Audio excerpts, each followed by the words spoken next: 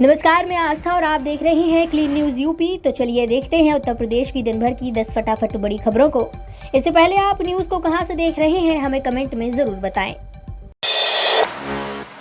नितिन गडकरी ने सीएम योगी से किया वादा, यूपी के लिए खोला सौगातों का पिटारा। उत्तर प्रदेश के मुख्यमंत्री योगी आदित्यनाथ ने इंडियन रोड कांग्रेस के 81वें दिन अधिवेशन का उद्घाटन किया। इस कार्यक्रम में नितिन गडकरी बतौर मुख्य अतिथि शामिल हुए। यह आयोजन 8 से 11 अक्टूबर तक आयोजित किया जाएगा। इस कार्यक्रम में सड़क निर्माण से जुड़ी नेशनल और इंटरनेशनल कंपनियों के 2500 प्रतिनिधि हिस्सा ले रहे हैं। नितिन गडकरी ने कहा कि साल 2024 के अंत तक उत्तर प्रदेश की सड़कों को अमेरिका जैसा करने का लक्ष्य है। आयोजन में केंद्रीय मंत्री ने कहा कि पर्यावरण को बिना नुकसान पहुंचाए सड़कों के निर्माण पर जोर होगा। उन्होंने आगे कहा कि इकोनॉमी इकोलॉजी के अलावा एनवायरमेंट पर भी ध्यान देने की जरूरत है। इसके साथ गडकरी ने जनता से एथेनॉल, मैथेनॉल, बिजली और सीएनजी वाहनों के इस्तेमाल की भी अपील की। नर्सिंग कॉलेजों की मान्यता को लेकर योगी सरकार के आदेश। मुख्यमंत्री योगी आदित्यनाथ ने कहा कि प्रदेश के सभी नर्सिंग कॉलेजों की रेटिंग कराई जाएगी। नर्सिंग व पैरामेडिकल ट्रेनिंग के बाद युवाओं को तत्काल रोजगार मिल जाएगा।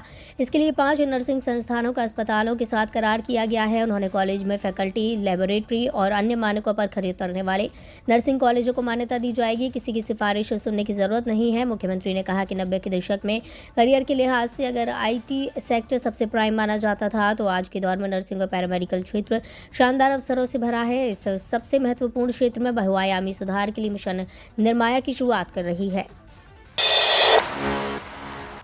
यूपी में निवेशकों के लिए रेड कार्पेट बिछाएगी योगी सरकार। उत्तर प्रदेश में 10 लाख करोड़ रुपए के निवेश का पहाड़ जैसा लक्ष्य तय करने के साथ ही योगी सरकार अब उसे हासिल करने का रास्ता निकालने में जुट गई है।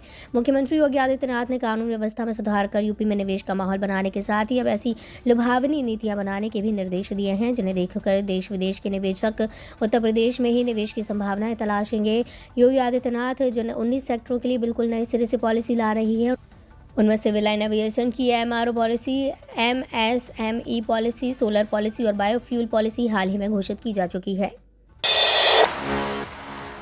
यूपी में नशे के खिलाफ योगी सरकार सख्त। यूपी की योगी सरकार नशे के खिलाफ बड़ा अभियान चलाने की तैयारी में है। इसके तहत पहले गाजीपुर जिले में खुलने वाला एंटी नारकोटिक्स टास्क फोर्स अब थाना गोरखपुर में खुल रहा है। पुलिस मुख्यालय के आदेश के बाद गोरखपुर में एंटी नारकोटिक्स टास्क फोर्स की क्षेत्राधिकारी तैनाती कर दी गई है। पुलिस मुख्यालय मेरठ, गाजीपुर और बाराबंकी में नारकोटिक्स थाना खोले जाने के निर्देश दिए गए हैं और इस दिशा में पहल भी शुरू हो गई है। इस बीच पुलिस मुख्यालय ने तय कर दिया है कि अब एंटी नारकोटिक्स टास्क फोर्स थाना गाजीपुर की बजाय गोरखपुर में खुलेगा। पुलिस महानिदेशक ने इस संबंध में आदेश भी जारी कर दिए हैं।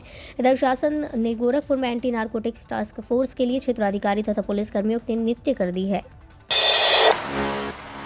आज जारी होगा यूपी BEd JEE काउंसलिंग से पहले दौर का सीट का आवंटन। महात्मा ज्योतिबा फुले रोहिलखंड विश्वविद्यालय बरेली की ओर से रविवार 9 अक्टूबर को Uttar Pradesh bachelor of education counselling 2022 पहले दौर का सीट आवंटन परिणाम घोषित किया जाएगा। इसके बाद शुल्क का भुगतान और सीट की पुष्टि की प्रक्रिया 10 अक्टूबर से 13 अक्टूबर 2022 तक आयोजित की जाएगी। जिन उम्मीदवारों ने यूपी BEd काउंसलिंग 2022 पंजीकरण और विकल्प भरने की प्रक्रिया पूरी कर ली है, वे आधिकारिक वेबसाइट mjpru.ac.in के माध्यम से सीट आवंटन परिणाम की जांच करवा सकते हैं। उम्मीदवारों को सबसे पहले MJPRU की आधिकारिक वेबसाइट mjpru.ac.in पर जाना होगा।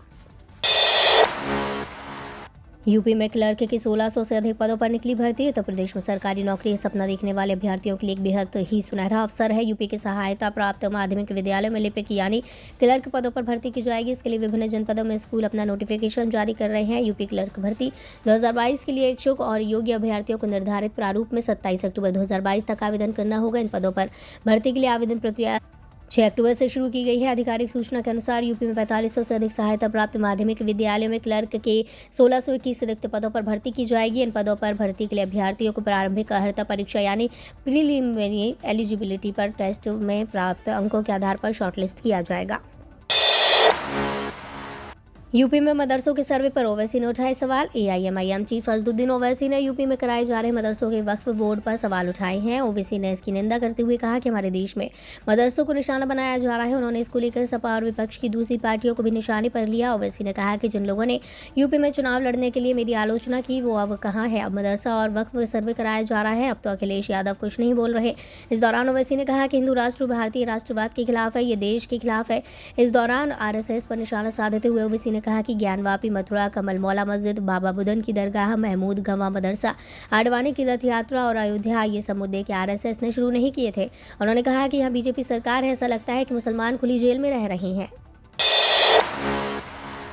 दूध और डेयरी का नया हब बनने जा रहा है यूपी। 1 लाख से ज्यादा महिलाओं को मिलेगा रोजगार। खेती किसानी और डेयरी व्यवसाय जैसे कामों में महिलाओं की भागीदारी बढ़ती जा रही है। अब देश में ग्रामीण महिलाएं घर बार संभालने के साथ खेत खलियान और पशुओं की देखभाल भी करती हैं। ग्रामीण अर्थव्यवस्था में महिलाओं के बढ़ते योगदान के मद्देनजर उत्तर प्रदेश की सरकार ने भी महिलाओं के हित में बड़ा फैसला लिया है। यूपी महिला सामर्थ्य योजना 2022 के तहत महिलाओं की भागीदारी से राज्य में दूध उत्पादन को बढ़ाने की कवायद की जा रही है। इसके लिए राज्य सरकार ने करीब 5 और दूध उत्पादक कंपनियों की स्थापना के लिए 200 करोड़ रुपए का बजट जारी किया है।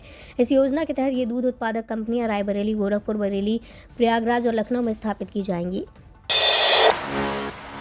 बिजली संकट झेल रहे स्कूल कॉलेजों को मिलेगी भरपूर बिजली। बिजली कटौती की मार झेल रहे कानपुर शहर के राजकीय हाई स्कूल और राजकीय इंटर कॉलेजों को प्रदेश सरकार ने बड़ी राहत दी है, जिसके तहत जल्द ही इन स्कूलों और कॉलेजों में सोलर इलेक्ट्रिसिटी सिस्टम लगाया जाएगा। सरकार की इस योजना में शहर में 17 स्कूलों को शामिल किया गया है।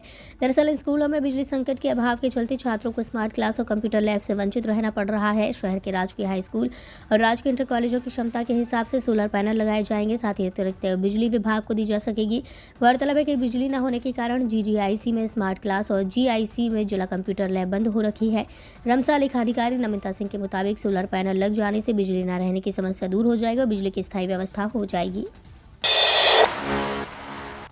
यूपी के कई जिलों में आज भी भारी बारिश के आसार। मानसून अपनी विदाई में यूपी में पूरब से लेकर पश्चिम तक यूपी के लोगों को तर कर रहा है। मौसम विभाग बता रहा है कि अगले 6 दिनों तक मौसम ऐसा ही रहेगा। कई स्थानों पर भारी बारिश हो सकती है। पिछले 24 घंटे में लखनऊ समेत प्रदेश के अधिकांश जिलों में बारिश का रिकॉर्ड दर्ज किया गया है।